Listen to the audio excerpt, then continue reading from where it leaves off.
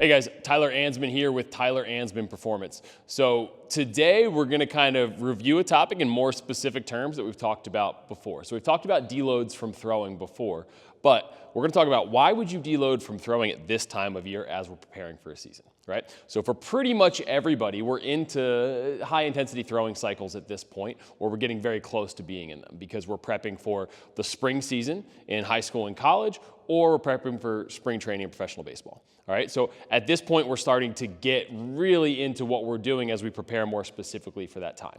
So a lot of guys are going to be feeling kind of antsy. They're not going to want to take that foot off the gas. So why would we need to? Okay, so as in the weight room, right, where we would be pretty used to taking periodic deloads, just even if nothing's wrong, just periodically we're going to do it. As we accumulate fatigue, we're going to need to dissipate some of that fatigue to really kind of rebuild and kind of stair step our way up, right? Same idea in throwing. We're going to take periodic deloads anyway. And so these wouldn't be the longer term type deloads that we're talking about, in the off season or after a period of very high throwing. These would be very short term ones. So one scenario where we would do this at this time of year is if we have a 3 mile an hour or greater PR. Right? So a PR already by definition is the most stress you've ever handled from a throwing perspective. So it's going to take all of these kind of tissues, the nervous system, everything longer to come back around. So we're going to look for kind of the benchmarks for recovery, right, in terms of strength of specific kind of ranges of motion to come back to baseline. We're going to look for nervous system levels to come back to baseline, all of these things. So after a 3 mile an hour PR, typically for us, it's a 7 to 10 day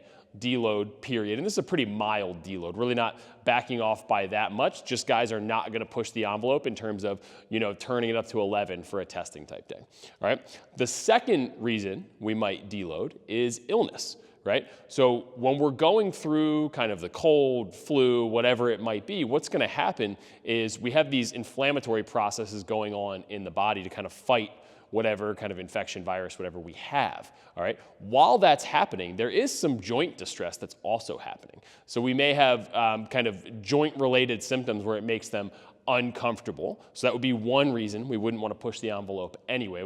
We're probably risking injury with that. The other reason is a more practical side on the performance side, right? If we're feeling these symptoms of an illness, right, fatigue, discomfort, all of these things, are we really going to be able to meaningfully stress ourselves in terms of kind of turning that velocity up where we want it on a high day to really be able to create any adaptations? Like probably not. So it's probably worth taking a step back and then rebuilding as you feel better, kind of back to this. But both from a health and performance standpoint, that would be a reason we'd back off.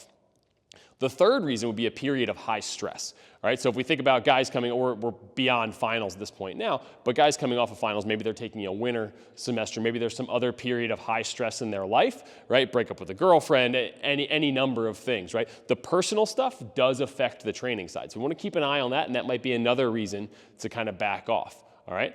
The final thing is life may force a deload in some ways, right? If you have travel plans with your family while you're home on break, or if you have a lot of holiday plans that make it, maybe impossible to get into the facility or do what you need to do, or all of these things. You have inclement weather and you live, in an apartment where there's no walls you can throw against. So like these, again, there's generally a way to make it work where we could keep throwing throughout this process. But let's say there is some reason. In that case, you're going to get a forced deload, and then you're going to want to be smart about that reload process. That's going to be what becomes more important, not being antsy towards the season and rushing this process.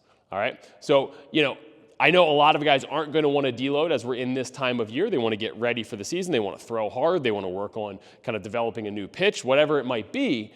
But there are reasons this time of year that a deload may be kind of an optimal response to what's happening. And then we just want to be smart about how we rebuild from there. Thanks for watching. Feel free to drop any comments below. See you next time.